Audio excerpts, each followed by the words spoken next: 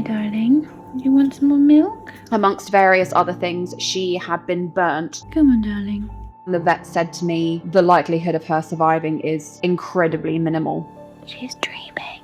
I think my primary goal was make sure that whatever time I did have with her, even if it was just another hour, she knew that someone was there and that her life meant something to someone. You know, it wasn't just a complete waste. I remember sitting there on the floor in the vet's office, just cradling her really close to my chest so she could feel my heartbeat, and just begging her essentially to survive, to keep fighting, promising her that if she pulled through, I would do everything in my power to never ever let her suffer again. To keep Acorn alive, it was a case of trying to get her to eat. It's a funny noise. That's not where it goes. It's funny noises. Which was very difficult because she was incredibly sick. We spent 24 hours a day together round the clock. She had quite scary moments that I thought maybe she wouldn't pull through. I had to do a lot of emergency kind of running to the vet with her kind of cradled in my palms saying, you know, you've got to do something. Come on, darling. Bit of milk. No?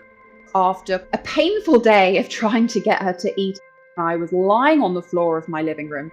Acorn, come on. And she just took this wobbly step. Ooh, it's a big one. So I sort of backed off and she just kept going. Acorn, where you going? And I remember thinking, if you've got that much determination and obviously enough energy, I think you're going to pull through this. The bond between Acorn and I is something that I actually find it difficult to describe. I can't even really put it into words. Say hi. I really do genuinely believe that she thinks that I am her mother. Acorn was the legal witness at my wedding. Our marriage license smells of chicken yogurt and has a smeared Acorn paw print across it. She's fearless. Good girl. She just wants to be outside exploring. She's a 1 in a million cat. We hoped that we would be able to provide her with a friend, but she was attacked by a neighbourhood cat and had quite a painful abscess on her tail. So we just didn't know how she was going to cope with another animal in her household. It's okay, you're alright. When I first met Leaf in the shelter, she was scheduled to be euthanized the very next day. Yeah, good girly. Good girl. She was just in a terrible physical condition, but more than that, there was no life behind her eyes, just cowering up in a ball, trying to disappear. Good girly. This is called a water ball. The vets at the shelter had deemed her unadoptable because of the kind of psychological trauma that she had suffered. It's okay. We're not going to take it away from you. Oh, sweetheart. They weren't convinced that she would ever really fully recover. Like, I'm not sure if this is her actually trying to drink it all, thinking that we're not going to give her any more. I said to them, my only concern is whether this dog is going to be okay with my cat. And the shelter confirmed that the household had cats and that she was very loving towards them. That was the only reassurance that I needed. We had to try, because if we hadn't taken her that day, she wouldn't be here. You good girl. This is yours. That's all yours. When we first brought Leaf home, Acorn was definitely unsure. Good girl, Acorn. Come on, both of you. There was an element of, what is this strange, smelly creature that you've brought into my house?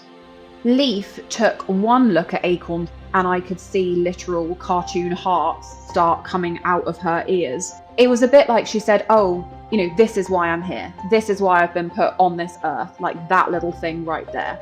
2 weeks later, something just clicked and they were like, yep, we are meant to be. You are the missing puzzle piece to the hole that's in my heart. That's it.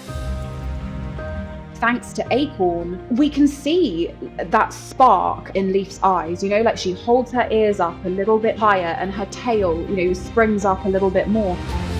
Leaf will follow Acorn anywhere. to the ends of the earth over hot coals, climbing up a mountain, running down the sand dunes. As long as they're together, it's like they don't mind where they are. I would give up everything that I have for Acorn and Leaf. There's my family. There's my good girls. At the end of the day, love is the most important thing. The love that you give to those around you, and in so doing, to yourself. Fostering and adopting an animal in need, it's just one of the best things that I think a human can possibly do. It's an incredible experience. I'd like to try and share Acorn and Leaf's story with as many people as I can. It shows just how incredible animals that you adopt from rescues or shelters, how incredible they can be.